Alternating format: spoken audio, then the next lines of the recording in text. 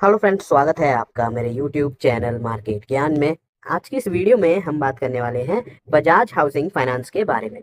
Bajaj housing finance के quarter one के results आज आपको यहाँ पर देखने को मिले और वही हम यहाँ पर इस वीडियो में डिस्कस करेंगे कि आखिर यहाँ पे जो क्वार्टर वन के नंबर्स हैं तो वो कैसे रहे हैं और यहाँ आने वाले टाइम में इन नंबर्स का इम्पैक्ट जो है स्टॉक के प्राइस पर कैसे पड़ते हुए नजर आ सकता है। तो बस आपसे इतनी सी रिक्वेस्ट है कि आप सबसे पहले तो चैनल को सब्सक्राइब कर लीजिए और अगर आपको वीडियो अच्छी लगे तो प्लीज एक लाइक और कमेंट में अपने ओपिनियन जो हैं वो जरूर मेंशन करिए ताकि मुझे भी आप लोगों के बारे में पता लगे। तो अगर हम यहाँ पर बजाज हाउसिंग फाइनेंस के आज के दिन के ट्रेडिंग सिनेरियो के बारे में बात करें तो यहाँ पर आज स्टॉक में लगभग 2.5% से भी ज्यादा की तेजी देखने को मिली। स्टॉक अभी भी 100 रुपए से नीचे ट्रेड कर रहा है, आप सभी को पता है। 2.60% की तेजी के साथ आज 87 पर यहाँ पर क्लोजिंग देखने को मिली है। पिछले अगर हम 5 दिन की बात करें तो थोड़ी बहुत रिकवरी आपको जरूर नजर आ रही है, जो कि है लगभग 3.5% की। और पिछले एक महीने की बात करते हैं तो 1.27। एंड वहीं अगर हम वाईटीडी देखें तो वाईटीडी 8.5% और पिछले एक साल के अंदर 24-25% का करेक्शन आपको स्टॉक के अंदर नजर आ रहा है। यानी कि ये एक ऐसा स्टॉक था जिसने अपने इन्वेस्टर को आईपीओ के टाइम पर काफी अच्छे रिटर्न्स बनाकर दिए थे, लेकिन उसके बाद से जो कहानी इसकी खराब हुई है उससे ये आज तक उभर नहीं पाया है। लेकिन ओवरऑल फाइनेंशियली देखा जाए तो बहुत ज्यादा तगड़ा शेयर है, तगड़ी कंपनी है। आज यहाँ पर रिजल्ट देखने को मिले हैं, आइए देखते हैं कि क्या उसी टाइप के रिजल्ट हैं या फिर कुछ और चीजें नजर आ रही है।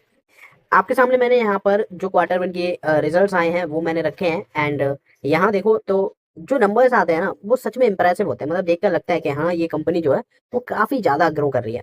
Bajaj housing finance quarter one PAT rises 23%, यानी कि ऐसा नहीं है कि 4-5% हो या 10-12% भी समझ में आता है। 23% ग्रो करना अपने आप में ही एक बहुत बड़ा यहाँ पर सिनेरियो बता देता है कंपनी के बारे में। और ऐसा नहीं है कि मतलब एक ही क्वार्टर में आपको ऐसे नंबर्स देखने को मिले, हर क्वार्टर में आपको ऐसे ही नंबर्स देखने को मिलते हैं। इससे हमें ये पता चलता है कि कंपनी की जो ग्रोथ है ना अपने आप में ही बहुत ज्यादा इंप्रेसिव है। डिसबर्समेंट सर्जेस, एयूएम ग्रो 24%, यानी कि एयूएम की बात करें तो एयूएम 24% ग्रो करा है।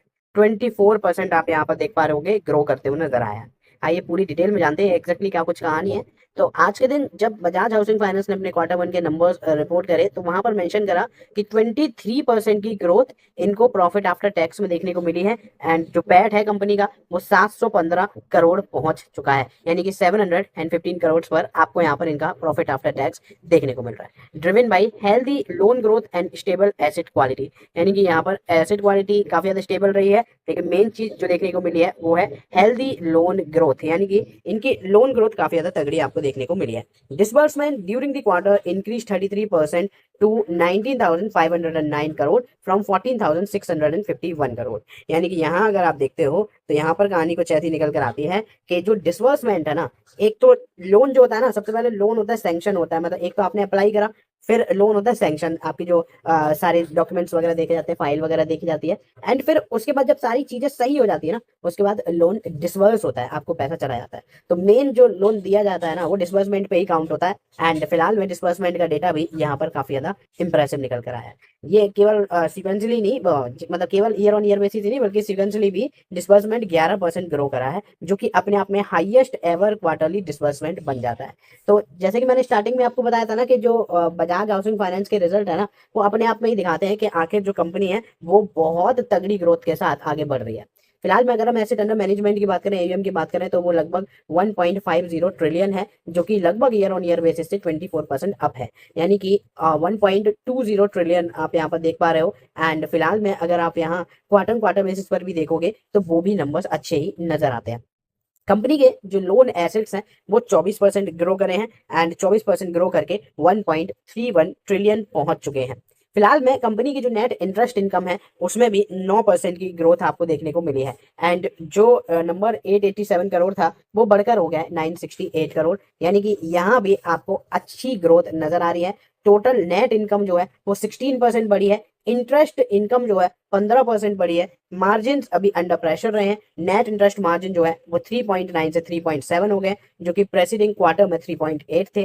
कॉस्ट ऑफ फंडिंग जो है वो डिक्लाइन हुई है, यहाँ पर एक साल पहले आप देख पा रहे हो 7.7 थी और पिछले क्वार्टर में 7.3 थी, दोनों ही जगह से कॉस्ट ऑफ फंडिंग कम हुई है, ये भी अच्छी बात निकल कर आती है। कंपनी की जो ग्रॉस एनपीए है जो वो 0.29% है, मतलब बिल्कुल है ही नहीं। तो यहाँ पे बहुत अच्छा काम करा है। एसेट क्वालिटी बहुत ज्यादा बेहतरीन है। नेट एनपीए इससे भी आते हैं, 0.12 है। एंड फिलहाल में रिटर्न ऑन एसेट, जिसको कंपनियां जो है एक पर लाने में हालत खराब हो जाती है उनकी, वो कंपनी यहाँ पर ऑलरेडी 2.3 मैनेज कर रही है। यानी कि जो रिटर्न ऑन एसेट है वो 2.3% नजर आता है, जबकि रिटर्न ऑन इक्विटी जो है वो 12.5 है, जो कि पहले 11.6 हुआ करती थी। तो ये है ओवरऑल सिनेरियो जो कि मैंने आपको यहाँ पर बता दिया कि एग्जैक्टली जो नंबर्स हैं वो काफी ज्यादा हेल्दी आए हैं, काफी ज्यादा बेहतरीन आए हैं। और हो सकता है कि कल आपको जो बजाज हाउसिंग फाइनेंस है उसमें अच्छी खासी तेजी देखने को मिल जाए।